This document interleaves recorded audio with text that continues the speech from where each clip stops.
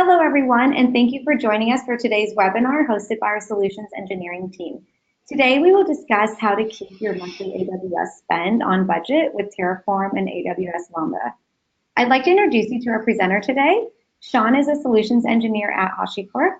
Sean is going to introduce Terraform and demonstrate how to deploy a serverless application to manage AWS instance lifecycles. Finally, Sean will give a demo and wrap up by answering questions about Terraform. I also want to note that this webinar is recorded and the recording will be made available after post-processing. With that, let's go ahead and get started. Take it away, Sean. Thanks, Amanda.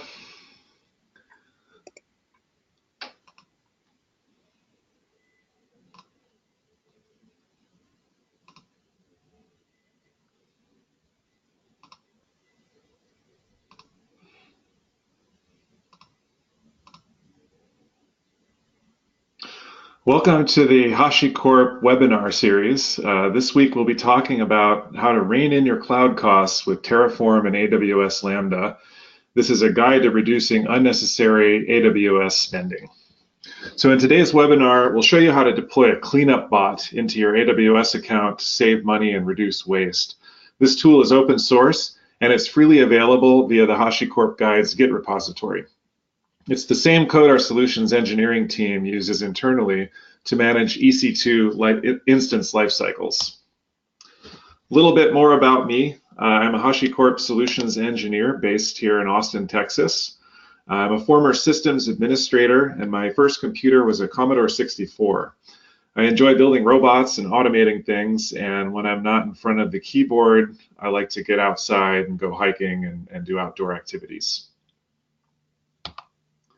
This might look familiar to many of you, the sticker shock or feeling when you get your first AWS bill and it's more than you expected.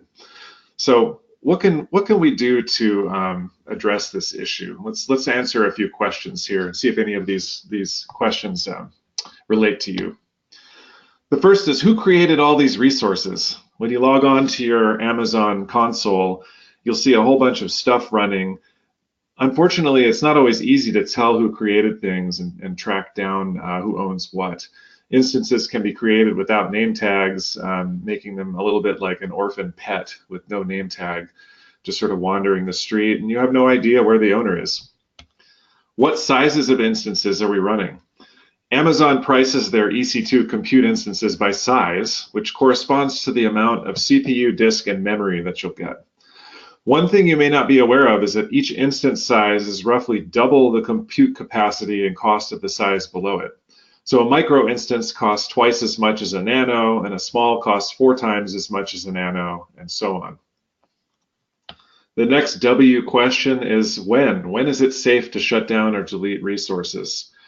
Particularly in developer and QA or demo environments, this can be a huge problem. If you don't know whether an instance is running something critical, you might be afraid to shut it down or terminate it. Where are all my instances running? Remember that each AWS region is like a completely separate data center. It can be easy for instances to hide out in some far-flung region of the world if you aren't watching things closely. And the final question is, why are we leaving the water on? Buying compute capacity nowadays is a lot like paying for electricity or water. As soon as you turn it on, the meter starts running, and if you leave it running, you have to pay for every single hour of usage. So the most important question is, how are we going to fix this mess? Let's take a closer look at some of the causes of cloud overspending. So this is based on a true story from one of my previous jobs. It's the story of our first cloud project. The developers were working on a very tight deadline to deliver the latest version of their application to production. And developers care about writing and testing their code and fixing bugs. They're not so concerned with the infrastructure that's required to run their code. Sysadmins, on the other hand, want to be very careful and not break things. In operations, stable and boring is good. So dev and ops have competing priorities. And sometimes there can be some friction between the developers and the sysadmins, and this is what was happening. The provisioning process was slow. Developers would come to my team and ask for a dev environment, sometimes it would take days or even weeks to get that set up due to all the different departments that had to work together to build the dev environment. Approvals had to be made, VMs had to be created, then you've got to go and assign network and firewall information. So that process was very frustrating and slow for the developers. This led to some missed deadlines and unhappiness. So the dev teams got permission to move some of their workloads into AWS, and they were really excited. It's not that hard to set up an AWS account. All you need is a valid credit card, and you can start paying for your compute, disk, and memory by the hour, or compute disk and memory by the hour. That's exactly what our dev team did. And for a while, things were great. The developers could provision their own virtual machines or instances in the cloud, and the operations folks, or my team, had a lot less to worry about. Things quickly got out of hand. I like to call this the dev romper room. Imagine if you sent 25 kids into a candy store, each with a basket, and said to each child, just take whatever you need. That's kind of what happened to our AWS account. It was a free-for-all, and it got to be messy. Now, people aren't bad. They mean well, but humans aren't perfect, and they sometimes forget to shut things off. The more instances you run, the more money Amazon makes. And so Amazon's not highly motivated to help you other than to provide you some data and an API to work with. Beyond that, though, they're not going to stop you from creating more resources than you need, because that's how they make money. So the end result of this story was we received this huge AWS bill. Needless to say, the CFO was not thrilled about it, and some discussions were had about cutting costs and being more efficient. Maybe you've experienced this too. Let's see how we can get a handle on our AWS spending and reduce waste. The first step is to know where your money is going. This is a graph from the AWS Cost Explorer. So we highly recommend you take some time to get familiar with AWS Cost Explorer and the types of graphs that it can create for you. This is the stacked graph, which breaks down the most expensive resources by type. So the setting that you want to make sure you have turned on here is group by usage type. And that's going to break everything out into these blocks where you can see here's the M4 large. And this one's in T2 micro, T2 small. These are all EC2 instance types. Inside of the green bar, others, if you dig inside and take a look, most of that is also EC2 spending. So the trend that we see across many, many users is that they spend the most amount of money and waste the most amount of money on EC2 compute. One study I read recently estimates that most users overspend on EC2 instances by 30 to 40%. That can be a staggering amount of money if you work in a larger shop. So now that we have a clearer idea of where our AWS spending is happening, let's look at some ways to reduce costs. So since most of the wasted spending is on EC2 instances, that's where we're going to focus first. But you can take the code that you'll get from this webinar. If you want to add features to manage things like NAT gateways or RDS instances, you could do that too. The three top things you can do to reduce EC2 spending right away are here. The first one should be pretty obvious. Shut off anything that's not in use. It's just like leaving the lights running all night when no one's in the room. And do you know why people don't remember to shut things off? It's not because they're bad people. It's because they aren't paying the bill. And when you see that an instance only costs 25 cents an hour, well, that doesn't sound so bad. But when you add it up across an entire month, it's $180 a month. Now that seems much more significant. Spin up several of those instances, and your bill can quickly escalate and grow. The second thing you can do is choose the optimum instance size for your workloads. If you're running on an M4 large, but a T2 medium would suffice, well, you could cut the cost of running that instance in half. So take a look at your health checks, your CloudWatch logs, and make sure you're not buying more EC2 instance than you need. As for this third item, we recommend you get some historical data and get number 1 and 2 under control first. The reason for that is you want to know exactly what your usage patterns are before you go buying prepaid instances a year or 3 years in advance.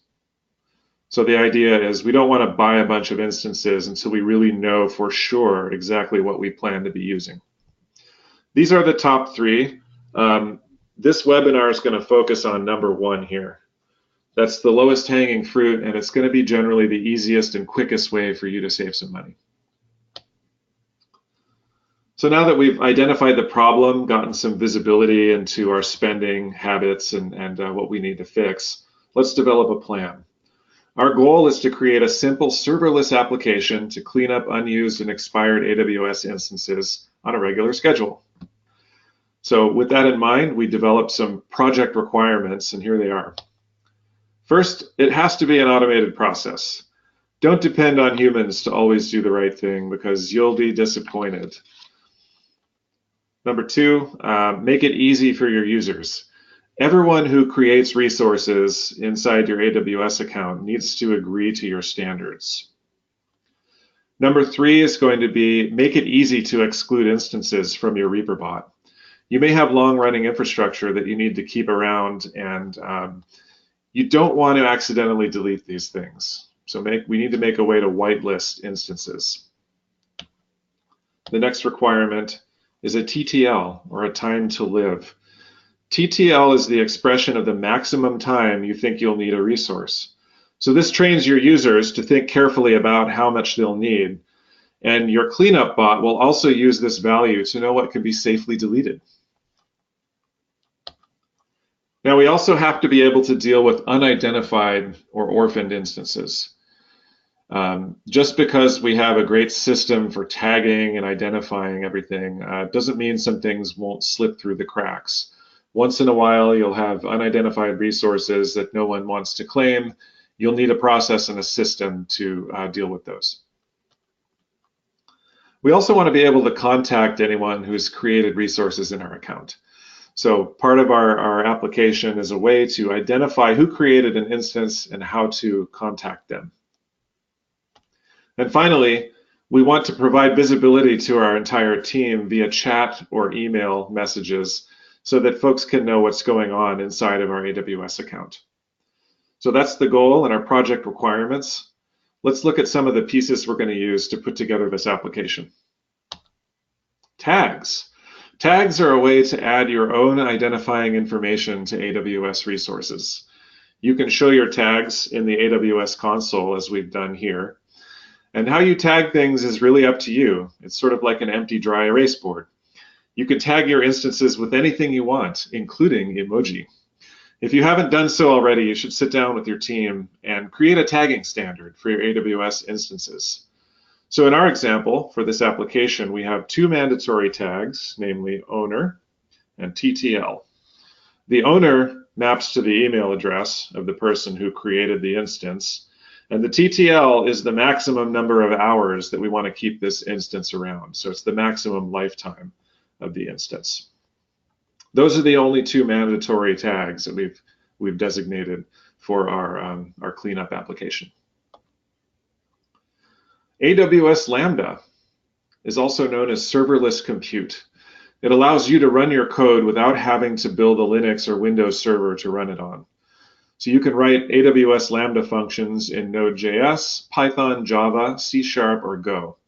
Our cleanup bot is written in Python. So in the old days, we would have created a Linux server and some cron jobs to run our application, but now we don't have to. We don't need to go and install Ubuntu or Red Hat to run this thing. Amazon's provided a complete environment for running our functions, and we don't have to worry about the underlying infrastructure that's going to make it work. So if all I care about is having an environment to run my Python scripts, AWS Lambda is a great fit. Terraform is an open source tool for provisioning any kind of cloud or on-premise infrastructure. Traditionally, you might think of Terraform as being used to stand up your Linux and Windows VMs or cloud instances, but it can do a lot more. There are hundreds of things you can create in AWS with Terraform, not just compute instances. Terraform can be used both in your data center and in the cloud. It's very easy to learn and easy to use. And there's also an enterprise version that offers advanced features such as role-based access controls and state management for your production workloads. Those are all the building blocks for our application. Now we're going to go ahead and build a cleanup robot. This is one of my favorite robots. His name is Mr. Trash Wheel, and he lives in the Baltimore Harbor. Mr. Trash Wheel also has his own Twitter account, so if you'd like to go and keep up with Mr. Trash Wheel's adventures, you can. Some of you might even be old enough to remember Rosie the Robot from the Jetsons cartoon. Cleanup robots are no longer the stuff of science fiction, so now we actually have real robot vacuums that can respond to voice commands. I just read in the news recently that Amazon has gotten a patent for robots that clean up after other robots. Let that one sink in for a moment.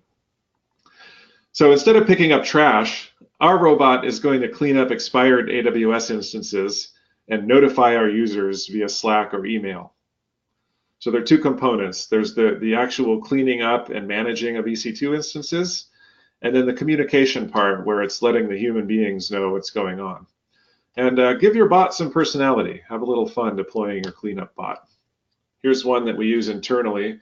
The bot's name is Nepter, and Nepter is sending us an AWS instance usage report. This is a high-level report that shows us how many of each instance size we're using across the entire account. It's not meant to be comprehensive. It's just meant to give us kind of a benchmark and just to see what's actually running every day.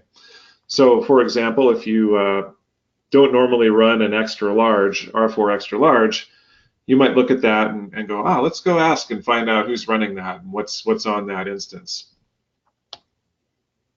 This is another report for termination of expired instances. So this is our Reaper bot. It's known as the Reaper because it comes for the souls of your AWS instances when their lifetime is up. These instances all expired. Their TTL was up. And so the Reaper bot sweeps through every hour and deletes anything that has passed its expiration time. You might be curious about how much money you could possibly save by implementing a system like this. So this is some sample data from one of our internal accounts, and I've labeled the graph in a few places. Start nagging is where we start to ask our engineers, politely of course, to shut down anything they don't have in use. So all those instances that you ran for a demonstration or training or a POC, could you please shut them down when you're done? And we saw a little bit of a result. The daily cost started to kind of trend down. The next marker is the wall of shame. So the wall of shame is one of the reports that our cleanup bot can send. It's a simple leaderboard or a scoreboard showing who has the most untagged instances. So we kind of have made it into a game. And the idea is if you're on the wall of shame, tag your instances and get yourself off the wall of shame. So that was also effective. That helped reduce costs some more. And then we actually went live with the Reaper bot. This is where we started putting instances to sleep and deleting them if they had passed their TTL. And so you can see quite a drastic drop between, the daily spend here. Now it's hovering down around here. So from a peak up here, we've dropped over 50% down to our current daily average. Huge amounts of savings you can recoup in developer and QA accounts where you didn't have any kind of management of this stuff. So we can't guarantee these exact results, but they are pretty common. It's not uncommon to see a 30 to 40% reduction in your daily costs. So that's not that out of the ordinary. Before we go ahead and deploy our app, though, I have to give you a warning. This app we're about to launch can and will delete your AWS instances. So do not deploy it to production unless you are absolutely 100% sure you know what you're doing, that you've reviewed the code, and ideally you have some sort of approval process wrapped around your deployment of this application. We like Terraform Enterprise. If you'd like to talk to us about Terraform Enterprise, just reach out to the email that you'll get after this webinar. With that out of the way, let's go ahead and jump into a live demo. Just a moment while I escape from PowerPoint.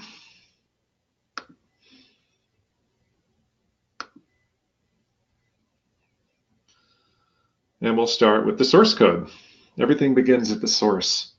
So this is the GitHub organization for HashiCorp, and inside there are these repositories. This one's called Terraform Guides. Terraform Guides is full of examples and code snippets, Terraform configs that you can use to learn Terraform and to stand up different types of infrastructure. So you can see here we have examples for creating EC2 instances, Google Compute, and Azure. Today we're going to be working with this one. It's called AWS Lambda EC2 Lifecycles. So this guide has got all of the instructions and source code that you'll need to deploy the same application that we're going to demonstrate in a moment. So this guide is free, it's open source, and you can download this if you like. So I've done that. I've actually downloaded this code to my machine, and I've got it all stored here. Before I run it, there's one setting I need to configure, and that's my Slack webhook URL. Now, if you don't have Slack, don't fret. You can use this with email as well. So we've set it up so you can use either Slack or email. If you do have Slack, you'll want to create a webhook. This is what's going to allow your bot to chat with you and report in with your AWS reports. You can give it a name. You can give it an icon or a custom emoji if you like. And this is the face of your bot. This is what your bot will look like inside of the chat channel. So I've got my webhook URL. I want to go ahead and put that into my variables file. So this is the same, actually that's the wrong code. Let's go ahead and open the correct one.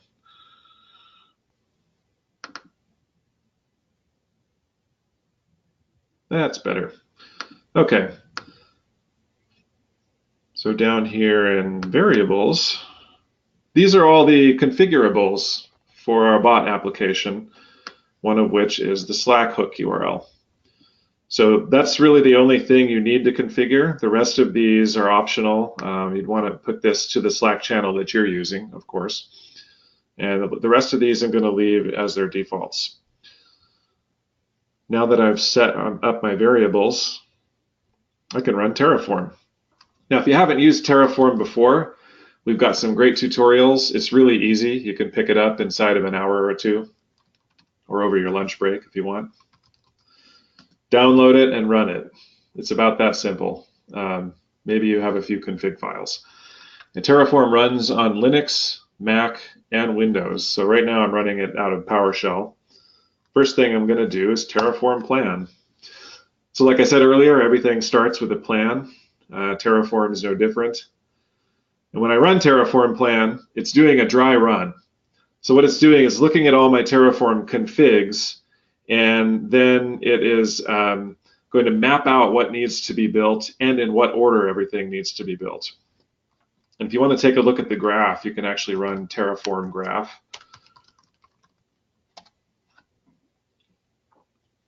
This will actually generate a visual graph. You can read it in a GraphViz or a similar program and see exactly how all the dependencies are mapped out. So that's kind of a slightly advanced topic. Just know that it's automation and it works. It's like magic. So I'm going to run Terraform apply, and we'll auto approve since it's just me. Now in production, you'd probably want to have someone else approve this change, and that way you get a second pair of eyes on it, and you're making sure that you're testing what you push out to production. So now it's taking everything that it had planned to do and actually building those things inside of the AWS console. And if I hop in here, you can see where previously there were no functions. If I reload, okay, it's built 5 of them. I'm waiting for 7. So now all 7 are there. Terraform run is complete. So that was it. Super simple, huh? Takes less than a minute to deploy this app, and it's ready to go. So we could start testing it right away. This is the Lambda dashboard. This is the AWS console. While you can manage things and configure things in here, we recommend using Terraform instead. There's some reasons for that, which I'll cover in a moment. But it does make for a good demo. So let's browse around and we can take a peek at some of this code. 3 of these functions are system functions. So all the ones that begin with the word get, all they do is get information that other functions will be able to use. That's why they don't have a trigger. So AWS Lambdas have this idea of a trigger. The trigger is what's going to cause my Lambda function to run. And in this case, we don't have a trigger because the thing that makes it run is another Lambda function. Over here, you can see the things that my Lambda has permission to access or read from. So these are different parts of Amazon that we've given permission to our script to read. Down here, they've provided you with a handy little source code editor. Good for debugging. Don't recommend doing all of your config and deployment in here. It's better to store your code in a source code repository and then deploy it either from the command line or via your deployment tool. Down here are environment variables. So this one only has 1, and these are the required tags that we're going to look for. Like I mentioned earlier, we have 2. Those are TTL and owner. So that's a quick tour of the Lambda function. You've got a handy test button here too. So if you want to test a function, simply click on test. The page is misbehaving, so I'm going to reload. Let's try it again. There it goes. Okay, so what's happening now is the function has been triggered manually by me using the test button. It's combing through all of my instances and checking their tags, and saying, do you have your correct tags? Do you have your correct tags? It's going to compile a list and then return all of the tagged instances back. This function is used by the Reaper function, this one here. So this one's going to actually check the TTL tag and terminate any instance that is expired. So we have functional or system functions, and we have notification functions. So the ones that start with notify, these are simply informative. This one that we tested earlier that shows instance usage, that's right here. So this is going to show what sizes, how many of each instance we're using. That's the one I showed in the slide deck demo. The notify untagged instances is that wall of shame I mentioned. So if you want to unleash this on your coworkers and have fun with the wall of shame, you could use that one. And then these 2 actually have the ability to stop and terminate things. These are the ones you need to be careful with. So I'm going to show you how to set these up now so you don't shoot yourself in the foot. Clean untagged instances. This is the grease trap of our application. Everything that falls through, doesn't get tagged properly, or is untagged completely. This function is meant to catch all that stuff. So we have sleep days. That is the number of days after which we shut off untagged instances. And the assumption here is that, hey, it's been running for 2 weeks. No one has claimed it. It's been untagged for that long, so we're going to shut it off. We're not going to delete it. We're just going to shut it off. And then if anybody screams and hollers, then we can, scold them for not tagging their instance, and they can turn it back on. After 90 days, we've assumed that, it hasn't been running for 90 days. No one really cares about it that much. We're going to delete this thing. These numbers are, of course, configurable. You can set them to anything you want. Now, this is your safety switch. Is active. The default is false. So if I run this now, if I run this function now, it's going to do a dry run, and it's going to actually tell me that it is still in inactive mode. So I'll run it once in inactive mode, and then we're going to switch it to active mode and run it again.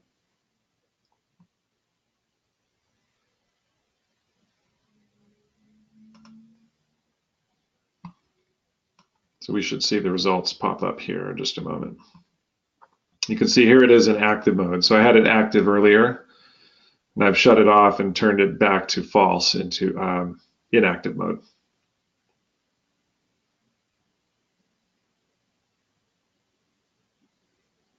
I feel like we need some Jeopardy music here. Na na na na na na na na na na na na na. No. Hey, it's config management. I got to work with the material I got. There it goes. Thank you, little bot. Okay, so I would have stopped this instance. This is test mode, and you should use these functions in test mode until you're really sure you know how they work. You should see a message in Slack too. Yeah, so there it is. Some instance out in EUS2 is going to be put to sleep. Okay, that's fine. Now let's go ahead and make this active. Now I could just do it right here, but we want to go ahead and add some process and use Terraform to do this instead. So I'll go down into my config file. We're going to change as active to true. And I also have a couple of spots where you need to uncomment some code to make it active. Sleep instance and terminate instance. The reason we ship this commented out is for safety's sake. I would hate for someone to accidentally delete production because they weren't sure what they were doing. So it does make it a little bit of an extra step to deploy this, and that's for a good reason. So this one's ready. Now we'll do this one as well. We're going to uncomment the lines that make it really work. Okay. Now there is one extra step, and you could automate this if you wanted to without too much trouble. We have to recreate these zip files. I'm just going to do it by hand for now.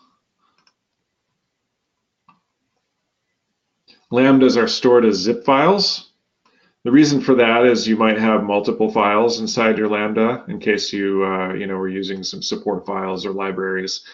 You pack it all up into a zip file. So that's how that works.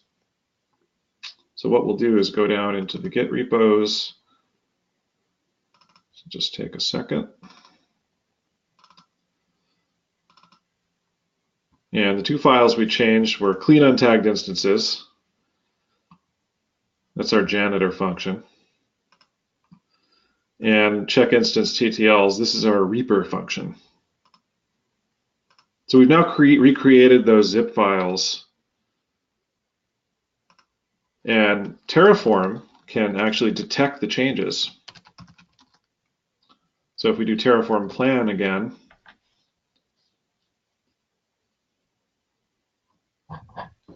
Terraform is going to notice that, oh, we changed is active to true, and the source code changed. This would be one of those places where it might be nice to have an approval process or someone to say, yeah, I think we should make that active. I mentioned earlier, Terraform Enterprise can handle that, or you could build your own system. But when you're pushing this type of code to production, it's good to have some checks and balances, some safety wrapped around it.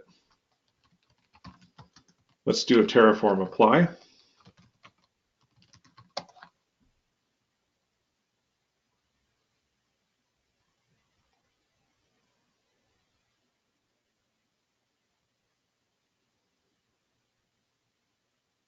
Neat. So you'll notice also that Terraform didn't have to recreate the other 23 parts of the application, just the two things that changed and the environment variables. If I go back into the UI now and reload this page,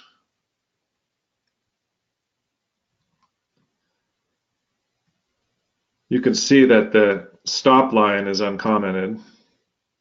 Terminate line is uncommented, so those changes made it through. And we're now active. It's actually true. Let's test this one more time.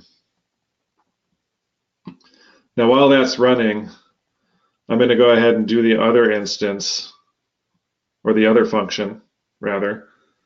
And I've got some sample instances that we can try and terminate with the bot. And we've put different data into the TTL just to see what happens.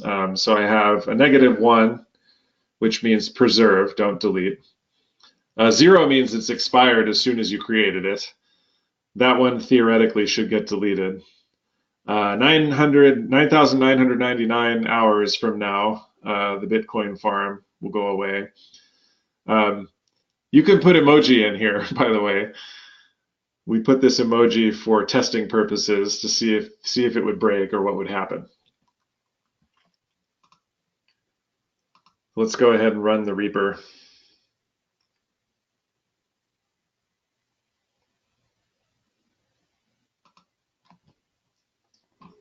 Yeah, my theory is that at least one of these, actually only one of these, should get deleted or terminated.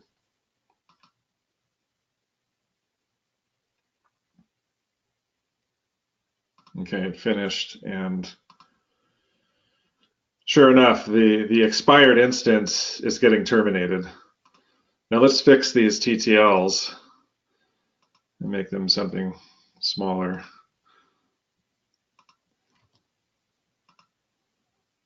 Okay, now they have valid TTLs and will be considered tagged. So we decided to err on the side of caution. If you don't have both owner and a valid TTL, the instance is considered untagged. We don't want to accidentally delete something. So err on the side of caution with that. Let's run the bot one more time.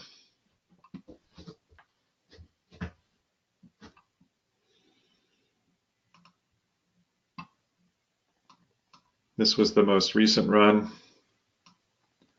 We should see one more pop in here in just a moment.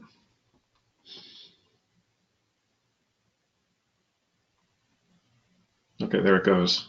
So there are the two instances. You can see the expiration time.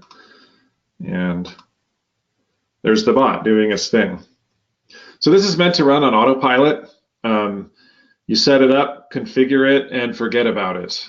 And as long as people do the right thing and tag their instances correctly, they will get shut down and terminated on a schedule. So that's a tour of the AWS cleanup bot and application. Let me show you how easy it is to tear down.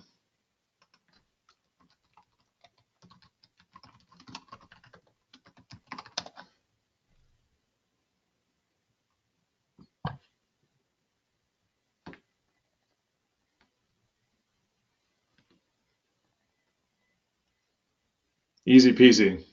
So all 25 of those resources were destroyed. So you might be curious, why Terraform? Why should I use Terraform to deploy this Lambda application?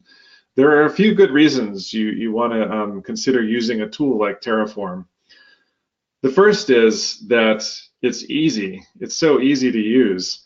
In fact, once all this is set up, it's much easier than going into the GUI and trying to build a function out with the pointing and clicking and connecting things together. All of the dependencies are taken care of for you. All the cleanup is taken care of for you when you want to tear down an environment. So this makes Terraform a great tool for dev environments, for testing. Another advantage of using Terraform for a tool like this is that now the whole team can understand it and deploy it and maybe even make adjustments to it, even if they don't understand the underlying code. So Terraform is a sort of a lingua franca. It's a universal language for config management. And even if my team member is not a Python expert, well, they understand Terraform, and so therefore they could also manage this application and troubleshoot it. So it's much more efficient that way. So it's infrastructure as code is what I'm trying to say. Store your infrastructure as code, and you'll gain the benefits of speed, increased efficiency, and you can also decrease risk. So store all this code in a source code repository and then have an approval process around it. And that way it's safer to deploy because you have multiple people checking on each and every change that you send to production. So that kind of brings us to the end of the live demo. I'm going to hop back to the slide deck for just a moment. And we'll swap these. This was the first part of a two-part webinar. In the second half of this, we're going to show you how to save even more money.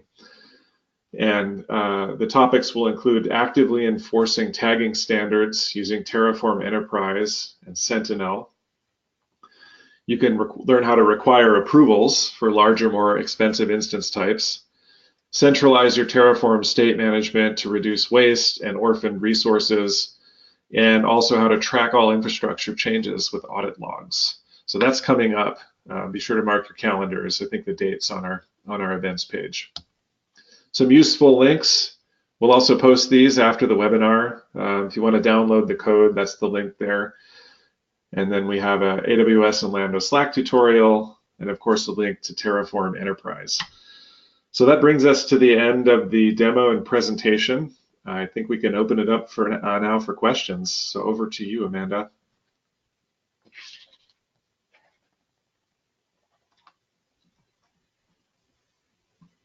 Thanks, John. Okay, so we have a few questions from the audience that are coming in. The first question, Sean, someone's asking, how do you enforce resource tagging, and is Terraform a good tool for IAM policy management? That's an excellent question. There are a few ways you can enforce resource tagging. The first is politely ask everyone to tag their resources. You'll have mixed results there. To be quite honest, humans make mistakes, we forget. You can't necessarily rely on people to tag everything. A practical approach to enforcing tagging would be to use our tool Sentinel. So Sentinel can actually test your Terraform code and make sure that you've actually included the required tags on each resource that needs them. And that's part of Terraform Enterprise. If you'd like to take a trial or take Terraform Enterprise for a spin, just reach out to us after the webinar and we'll be happy to give you a demo. Nice. Okay. And the next question is, are you storing your state files on S3? No, we're not. In this example, I've just got the state file here on my local workstation. But that does bring up a good point. The state file is important, and you want to make sure that you don't lose it or delete it accidentally. We do have some tools that can help you with centralized state management. Those come with Terraform Enterprise, of course. Or you could build your own tooling. Many users, have another system for managing state files. The choice is up to you, but in this example, no, we're not storing the state file in S3. You can, though. That is supported. Okay, and then someone's wondering if the code's only available for EC2 instances, and would it work with RDS instances too? Today it's just EC2 instances, but we've designed it in a way that it should be fairly easy to expand. So on the roadmap, I'd like to add support for NAT gateways and RDS instances.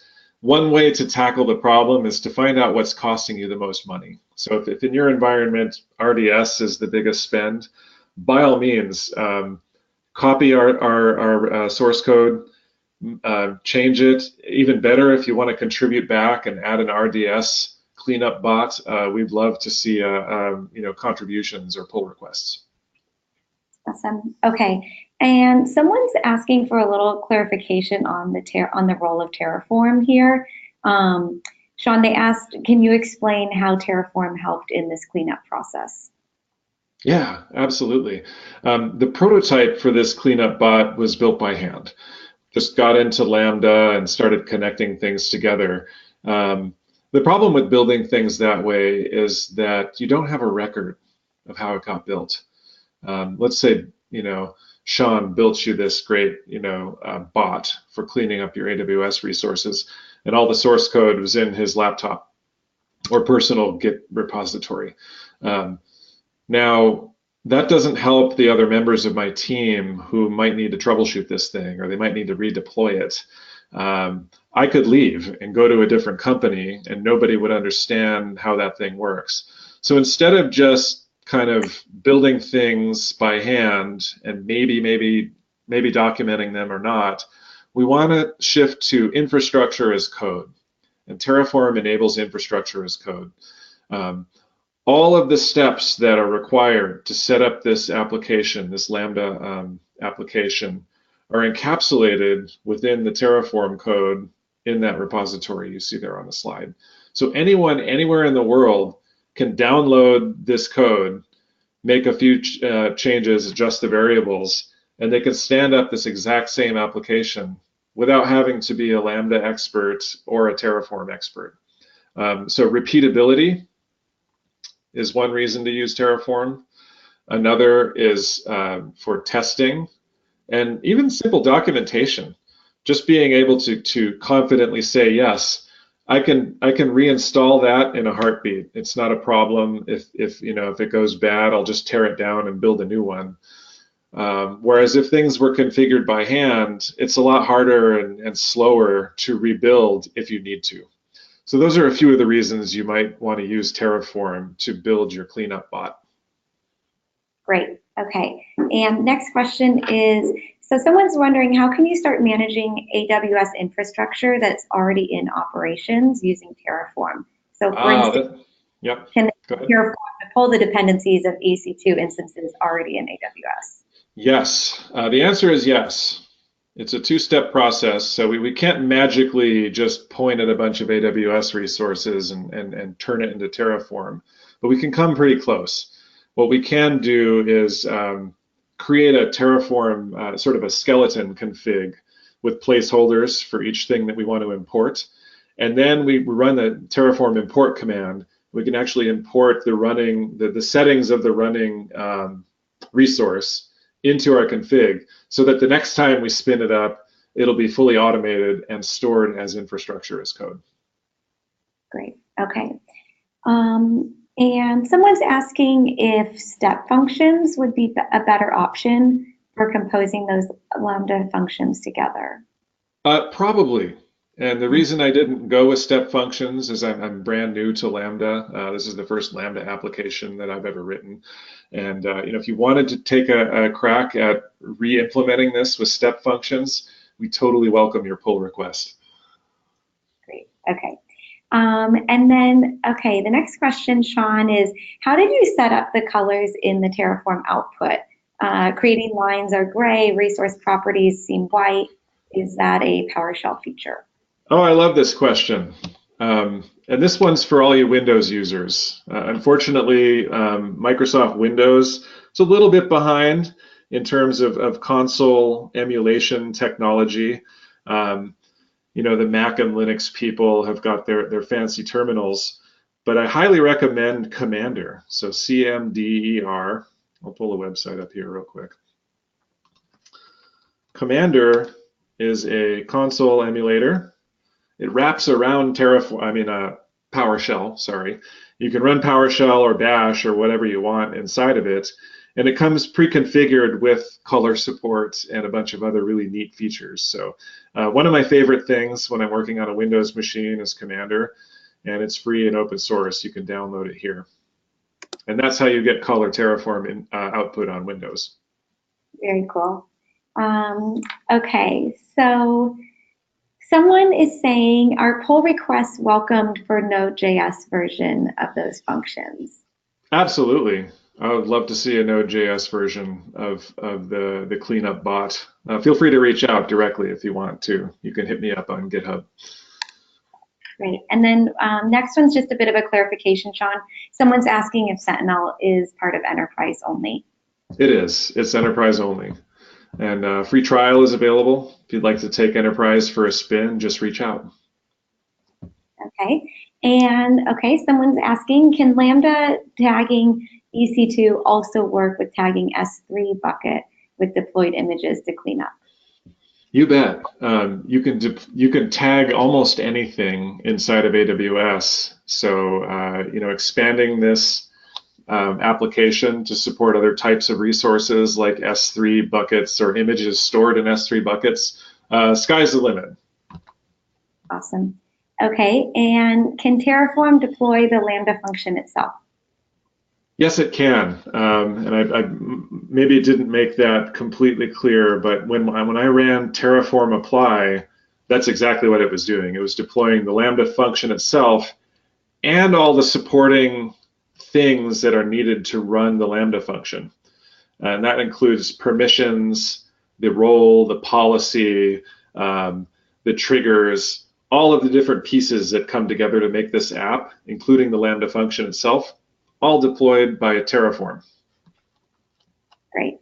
Okay, and someone is asking if you're using any sort of tool for testing Terraform on mocked environment. No, but I can recommend some great testing tools. If you'd like to test code itself, of course, there's Sentinel. You can use Sentinel for that. And if you want to do integration testing, there is a plugin for the Test Kitchen tool called Kitchen Terraform. And that allows you to spin up Terraform things and run tests on them. Great, okay. And now someone's asking, what's the best practice on maintaining TF state files? Don't delete them or lose them. So I kid. But seriously, though, if you lose your state file, you'll have to go through and clean up all of the resources that you created. So you do want to make backups. If you're in a dev environment like I am here on my laptop, it might be a good idea to make a backup of your state file and put it somewhere safe. Take it a step further. You could store your state files in EC2 or another online storage service. S3 is Amazon S3 is supported out of the box. For enterprise and production level things that where you really care about it, you can't afford to lose that state file. Recommend either Terraform Enterprise or building your own CI/CD pipeline to manage the state files. Okay. And then we're just going to take, I think, about 2 more questions, Sean. So Okay. this question is there a verbose option for Terraform apply command? There is. It's an environment variable, and it's slipping my mind right now exactly what it is, but you can turn on verbose output. Just take a look in the Terraform docs, and you'll see the switch you have to flip to make that happen. Okay. And then final question, can you briefly outline the benefits of Terraform over CloudFormation? I can, yeah. I've used both.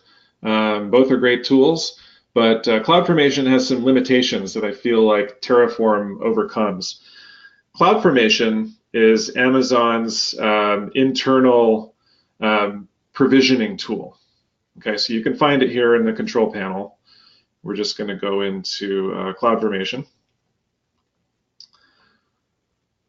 And like the name implies, you're building cloud things. You're building networks and security groups, VPCs, pretty much anything you can create in Amazon. You can do it with CloudFormation. The native language for CloudFormation is either JSON or YAML. And that can be a bit difficult to manage, especially for large and complex environments. Trying to wrangle 10,000 lines of JSON is not that fun, and I've had to do it. So the main complaint I've heard from people about CloudFormation is that it's too rigid. It's very hard to troubleshoot things and include logic in your code, whereas Terraform is a human-friendly and machine-friendly language. It uses HCL or HashiCorp config language.